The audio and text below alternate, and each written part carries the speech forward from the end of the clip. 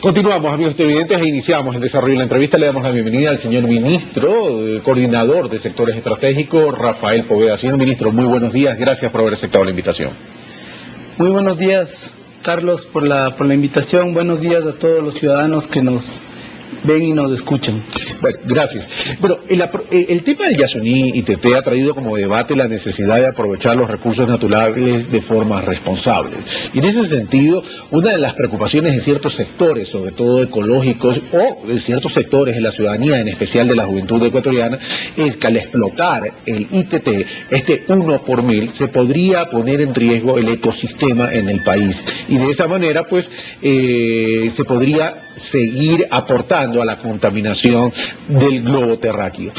¿Cuál entonces, desde el Ministerio Coordinador de los sectores estratégicos, son las políticas y la estrategia para que en caso de que la Asamblea ya apruebe la solicitud del Presidente de la República de declarar de utilidad nacional y poder explotar el ITT, cuáles serían esas estrategias para minimizar aquellos riesgos? Señor ministro.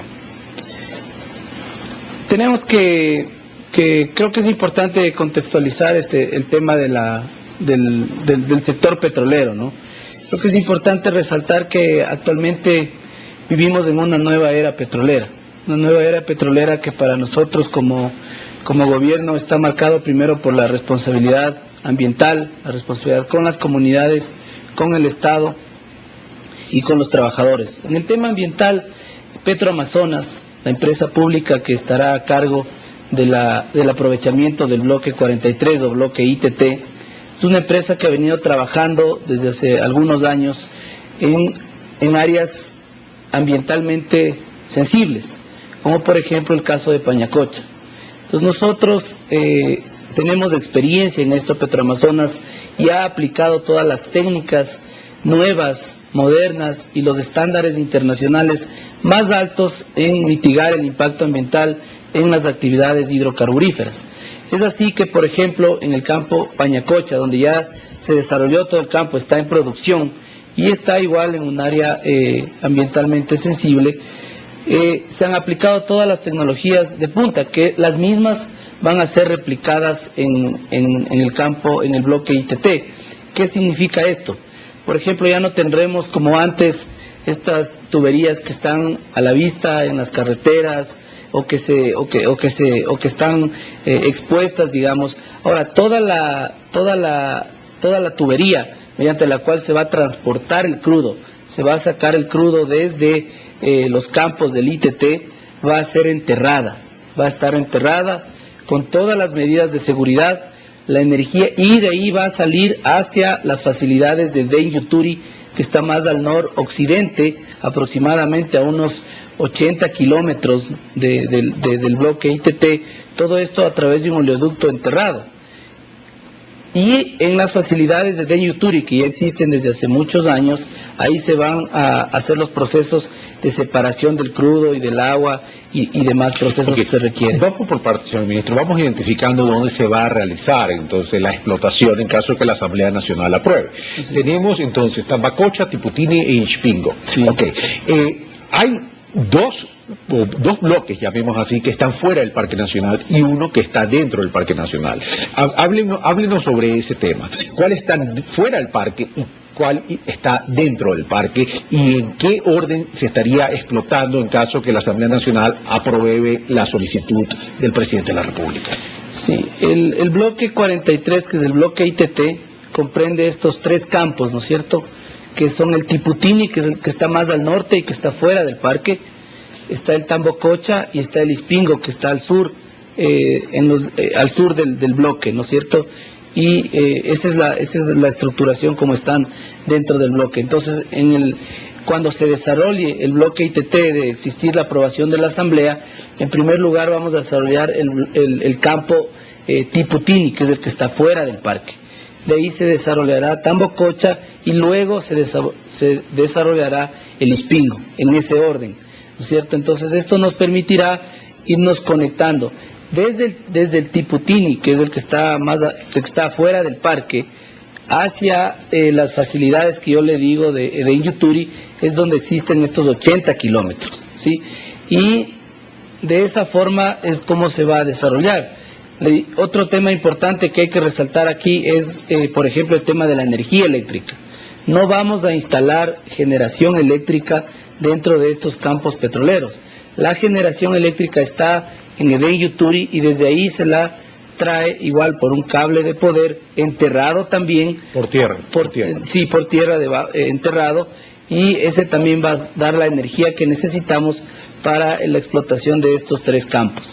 De igual forma, toda esta operación estará con un cable también enterrado de fibra óptica que nos permite interconectar toda la operación, monitorear y controlar de forma automatizada, en tiempo real, con tecnología de punta, para tener una operación remota, digamos así, desde Edén Yuturi, en donde esté todo controlado a través de estas tecnologías. Okay. Ahora, para poder explotar estos campos, ¿se requiere algún estudio especial de impacto ambiental? Es decir, porque una cosa es que esté fuera del parque y otra cosa es que esté dentro del parque. Ispingo está dentro del parque. Entonces, ¿se requiere algún tema de estudio de impacto ambiental específico para el tema de Ispingo?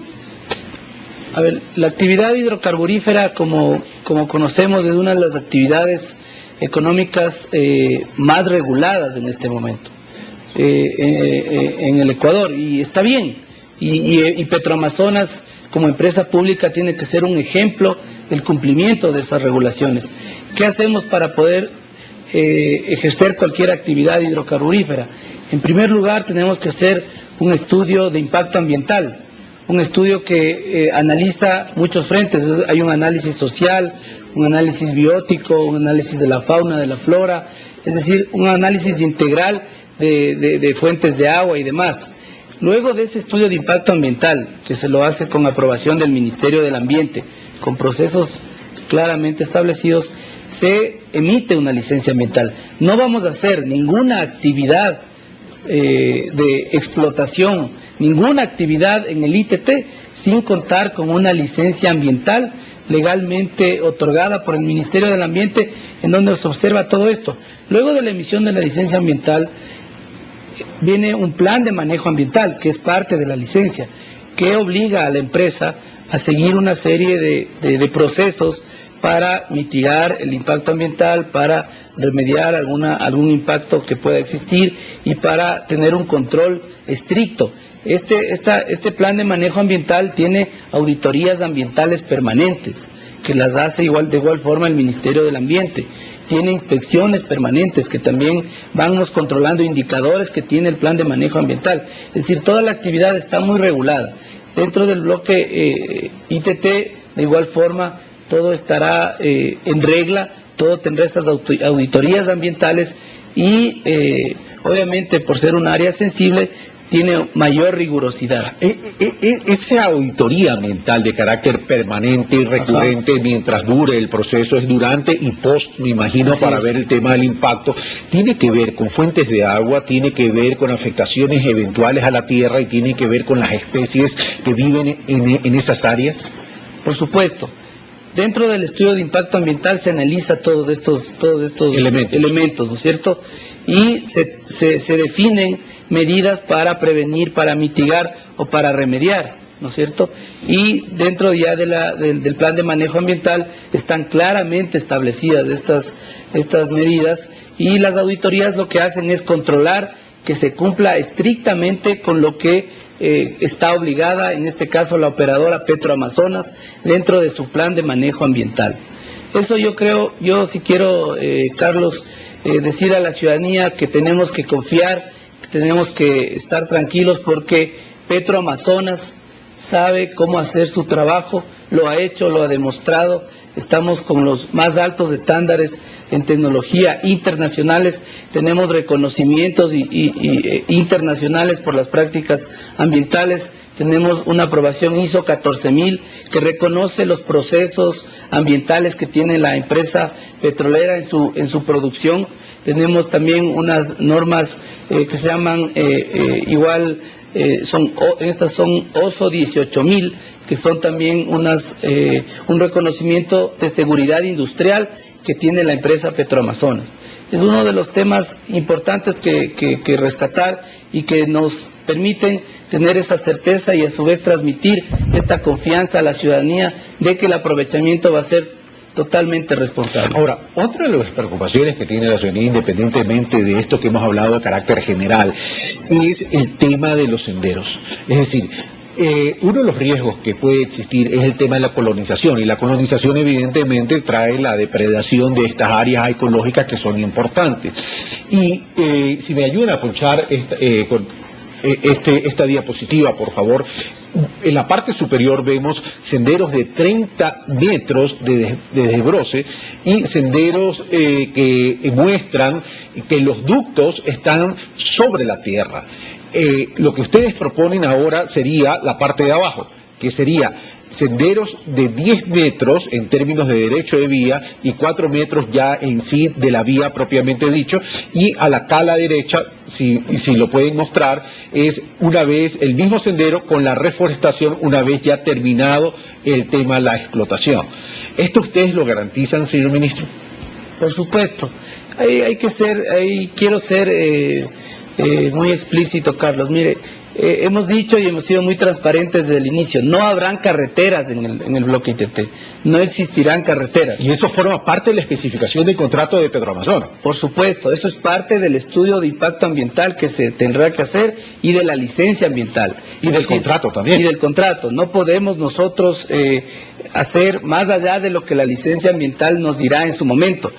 La propuesta de la conceptualización de cómo se va a desarrollar este campo es precisamente aprovechando el transporte fluvial para el ingreso de la maquinaria, aprovechando también el transporte helitransportable, es decir, vamos a ingresar mucho equipamiento a través de helicópteros, y también vamos a construir estos senderos, que como usted ha mostrado, luego de que se terminan estos senderos que sirven para la operación, es decir, los senderos son para la operación luego y el control de las actividades petroleras dentro del bloque. Como está en la pantalla, esa foto es cómo queda el sendero luego ya en la fase de operación. Es decir, se abre el sendero, se entierra toda la tubería, todo el cable de poder, la fibra óptica, y luego este sendero es un sendero ecológico que únicamente, luego de la revegetación y todo, únicamente sirve para fines de control en la operación. No es un carretero público transitable, es un sendero que está controlado tanto por la empresa Petroamazonas como por el Ministerio del Ambiente, lo que evitará también de manera determinante la colonización. Recordemos que además en estos senderos ecológicos se hace un análisis para definir la ruta, es decir, no afectamos, por ejemplo, ríos. Cuando nos encontramos con fuentes de agua, la tubería igual va enterrada muy por debajo del agua, tiene una profundidad de 20 metros por debajo del agua del río, es decir, pasa por debajo del río. De igual forma tenemos estos puentes de dosel. ¿Qué son estos? Son las copas de los árboles para no afectar cómo se mueven las especies, ¿no es cierto?, la fauna, las que se mueven por los árboles. No se afectan los árboles y están en la copa, están conectados. De esa forma las especies pueden seguir transportándose y el sendero va por abajo. Y para las especies que se transportan, digamos, por el suelo, también se construyen pasos deprimidos para no afectar, digamos, su hábitat, ¿no es cierto? Todas esas consideraciones existen. Y como usted ha dicho al final, cuando ya se termina la fase de construcción de las facilidades, este sendero tiene aproximadamente 4 metros y está totalmente reforestado, integrado dentro del hábitat de la Amazonía, y es casi imperceptible, digamos, ¿no? Es casi imperceptible porque, como le digo, están alrededor totalmente forestados. Las fotos que usted mostraba es de cómo se hacía antes la industria petrolera, las que estaban arriba, ¿no? Las que usted mostró. Es una carretera de son vías de 30 metros totalmente desforestadas, desconectadas de lo que es la Amazonía. Las tuberías igual están en la superficie, expuestas una al lado de la otra, es decir... Pero para ir entendiendo entonces, es decir, la primera fase de la operación sería construir la infraestructura, llamemos así, para poder operar. Sería los senderos, sería el tema infraestructura de tubería, las líneas que usted ha mencionado, que serían la de transmisión de energía eléctrica, etcétera, etcétera. ¿Esto en qué tiempo estaría previo a iniciar la explotación? Ya, la construcción de las facilidades a partir del otorgamiento de la licencia ambiental, ¿no es cierto?, que igual requiere un proceso luego de la autorización de la Asamblea, es 2 años aproximadamente el proceso de construcción de las facilidades. Para iniciar ya en producción, estamos hablando de 2 años y medio, en donde ya tendremos los primeros barriles de producción, como le digo, empezando por el norte desde el campo Tiputini. O sea, que estaríamos hablando que recién podríamos pensar en ver algo de producción petrolera en estos campos en el año 2016. Así es. Ok, ahora vamos a otro riesgo o a otras preocupaciones. Y otra preocupación es el tema de las fuentes de agua. Es decir, cuando se habla de explotar esta zona, automáticamente la gente regresa a ver al pasado y dice, a ver, cuidado, no sucede lo que sucedió con Texaco y los pueblos amazónicos. Es decir, que vertieron los residuos en las fuentes de agua y no solamente dañaron las fuentes de agua, sino también la tierra productiva. En ese sentido, ¿cómo se piensa tratar el tema de los residuos? Es importante también destacar que esto que usted menciona de lo que hizo Texaco en el Ecuador, que contaminó y dañó de esa forma la Amazonía ecuatoriana, ya no son prácticas que actualmente están en la industria. O sea, todo eso está regulado, está prohibido y ninguna empresa... Y está penado. Y está penado, por supuesto, y ninguna empresa puede tener este tipo de prácticas. Ahora, todo el tratamiento del agua, de los desechos y demás, tiene regulaciones estrictas y procesos muy rigurosos. Parte también de la licencia ambiental es cómo va a ser el manejo de los desechos sólidos, del agua y del procesamiento. Como digo, todo esto, el tratamiento de las aguas y demás se lo hará ya en Edén Yuturi. Todas estas facilidades ya existen, están construidas, son unas facilidades que han servido para desarrollar el campo también Pañacocha, que tiene la misma lógica, es decir, la energía eléctrica, el tratamiento del crudo, el control se lo hace de Edén Yuturi remotamente hacia Pañacocha. Todo esto será parte de la licencia ambiental y el tratamiento será con estos procesos técnicos ya modernos y no como era anteriormente, ¿no? Ahora, hay otros temas, que es el tema del ruido que puede generar toda esta operación, ya sea por entrar a nivel de aire, ya sea por el ruido normal que genera una explotación petrolera, y hay algunas personas que dicen esto puede ahuyentar y perjudicar el hábitat, incluyendo a los pueblos no contactados, que genera, a su vez, podría generar reacciones insospechables en estos pueblos no contactados. ¿Qué dice el señor ministro? Respecto al ruido, uno de los temas que más ruido causa ya en el momento de la operación petrolera es, por ejemplo, el tema de la energía eléctrica. Le repito, en el tema de la energía eléctrica, y quiero ser muy enfático, no vamos a tener, no vamos a construir generación eléctrica dentro del bloque ITT. La generación eléctrica vendrá igualmente desde Edén Yuturi por un cable de poder, ¿no es cierto? Entonces ese es uno de los temas. Hay que recordar que en el tema de protección del ambiente, nosotros como gobierno, yo creo que todas estas prácticas no es un tema coyuntural para nosotros, es decir, ya venimos desarrollando muchas actividades en favor del ambiente y no con palabras, como ahora lastimosamente también aparecen muchos nuevos ecologistas, ¿no es cierto?, que dicen pretender defender los derechos de la naturaleza, del ambiente, y quieren decirnos cómo hacerlo. El gobierno nacional, el presidente Rafael Correa, ha tenido una política consistente con el ambiente, es decir, eso no podemos desconocer, desde la Constitución y con acciones concretas, claras. Por ejemplo, el tema de las hidroeléctricas. La construcción de las hidroeléctricas, que nosotros como país petrolero podíamos haber decidido hacer generación térmica, como hacen muchos países. La apuesta del señor presidente fue la energía hidroeléctrica, la más limpia, la menos contaminante. Tenemos 8 hidroeléctricas que evitarán más de 7 millones de toneladas de CO2 de emisiones al año. Y la más barata también. Y la más barata. Hemos reemplazado el parque termoeléctrico que teníamos obsoleto, contaminante, con un parque termoeléctrico nuevo, eficiente, con tecnología de punta. Es decir, todas esas actividades, hemos mejorado la calidad de los combustibles, sin incrementar el precio de los combustibles para los ecuatorianos.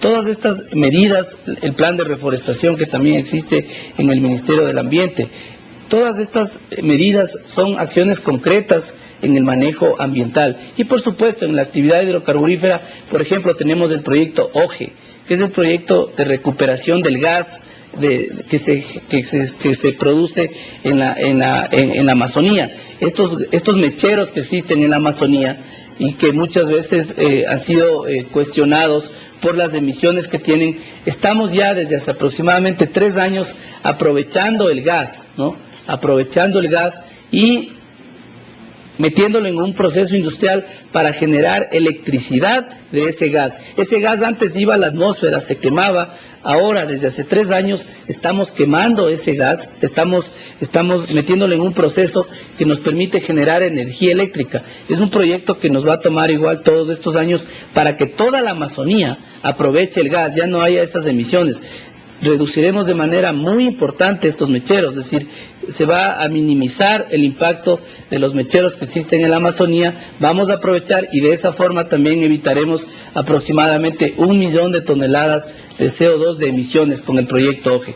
Son todas estas prácticas ambientales que existen en el sector estratégico. Pasemos entonces ahora a identificar qué es lo que se va a explotar. Se habla de explotar el 1 por mil o el 0,1%.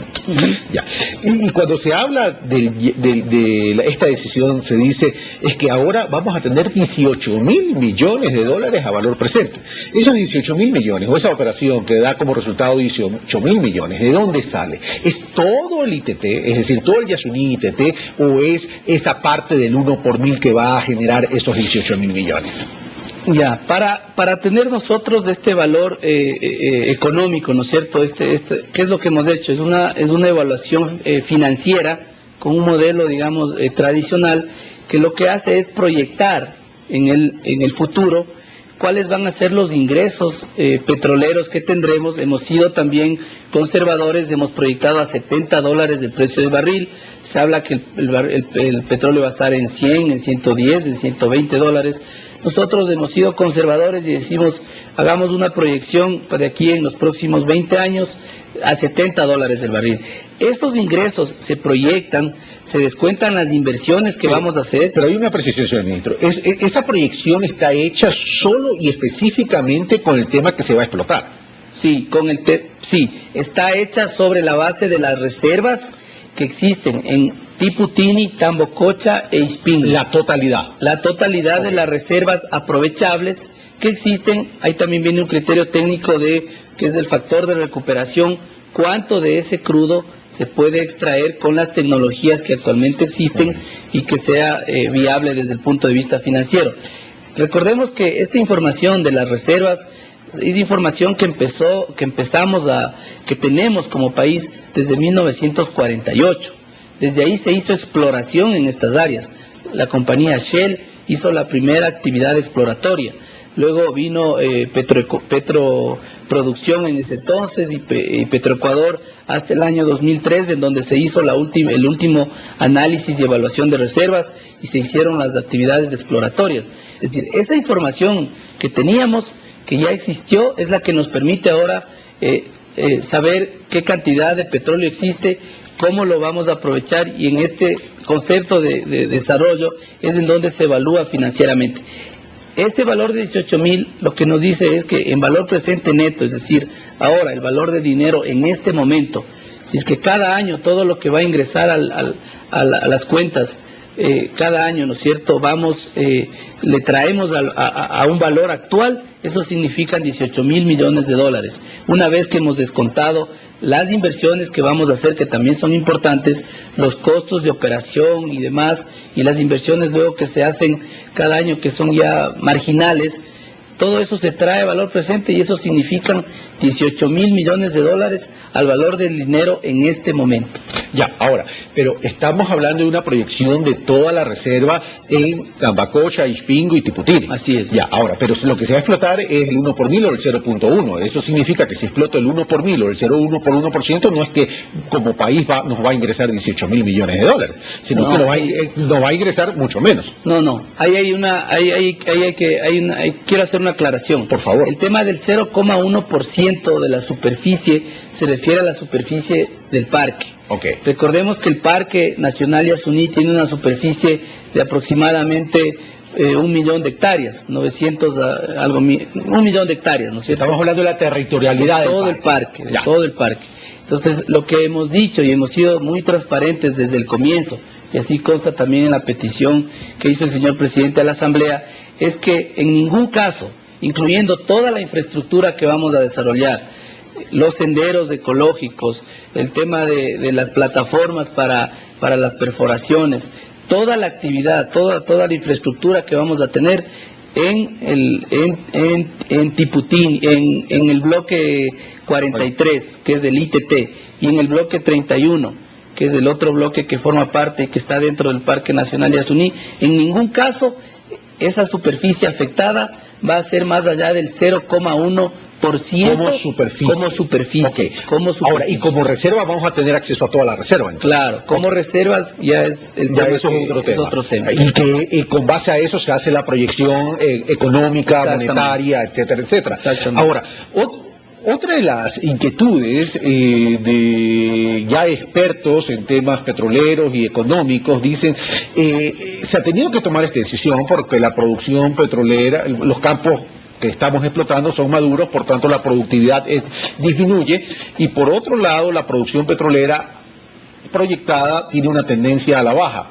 Y la 11ª ronda también no ha tenido el éxito deseado, y esto lo que nos va a permitir es compensar esa disminución de la producción petrolera. Señor ministro. No es así.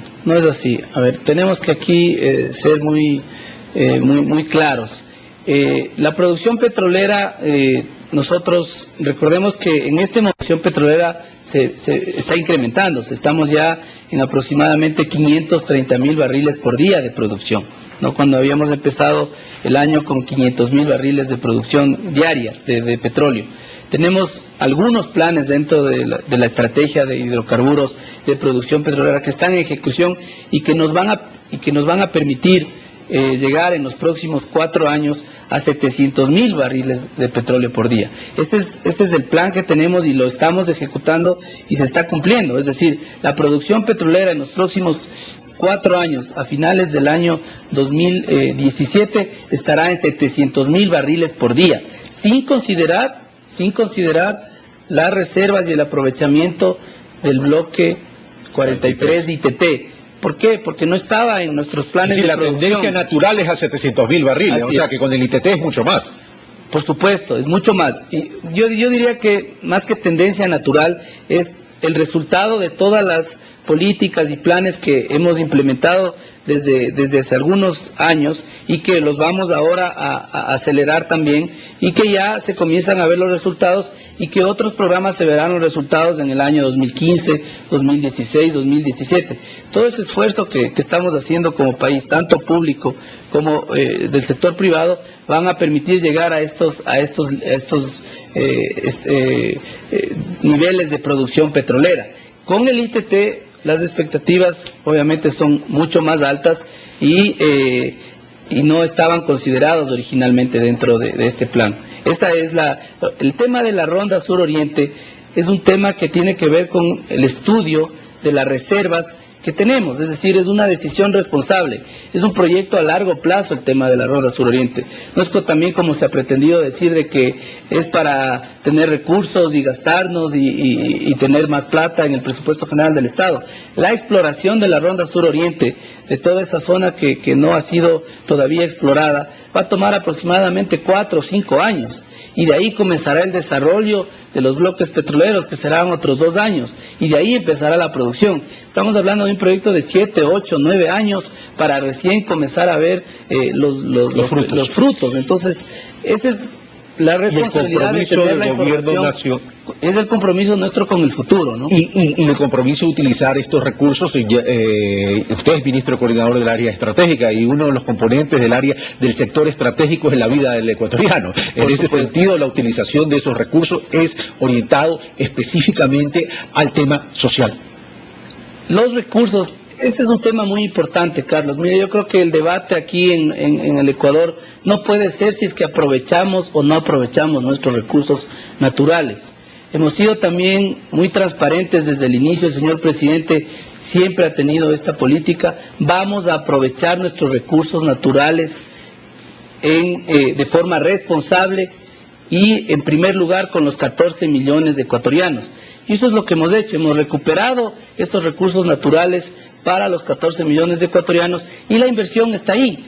Este gobierno es el gobierno que más ha hecho por la Amazonía. Ningún gobierno ha hecho ni siquiera la mitad de lo que el presidente Rafael Correa ha hecho por la Amazonía. Tenemos, solamente para citarle un ejemplo, Ecuador Estratégico, una empresa pública creada como una herramienta de gestión para acelerar, para hacer más eficaz esta intervención en la Amazonía. Hasta la fecha tiene ya programas de inversión por 270 millones de dólares. Y hasta el próximo año, hasta finales del 2014, tendremos proyectos de inversión por 600 millones de dólares en las zonas de influencia de los proyectos de sectores estratégicos y principalmente en la Amazonía. Poblaciones que estaban marginadas, olvidadas, que les decíamos que eran las capitales petroleras y demás, y que no tenían los servicios básicos, no tenían agua potable, electricidad, alcantarillado, puentes, carreteras. Toda esa inversión es la que el gobierno nacional ha hecho, y no es de ahora, no es que lo vamos a hacer, ya lo hemos hecho, lo estamos haciendo, y obviamente vamos a acelerar eso porque necesitamos estos recursos para el desarrollo y para dar las condiciones básicas necesarias para la ciudadanía ecuatoriana. Señor ministro, muchas gracias por estar con nosotros. Muchas gracias. Hemos estado con el señor ministro coordinador de los del sector estratégico, Rafael Poveda, con quien hemos hablado in extenso sobre el proyecto de explotación del 1 por mil o el 0,1% en términos de impacto a la territorialidad del Yasuní ITT. Ustedes tienen los insumos, amigos televidentes, y saquen sus propias conclusiones. Nosotros hacemos una pausa.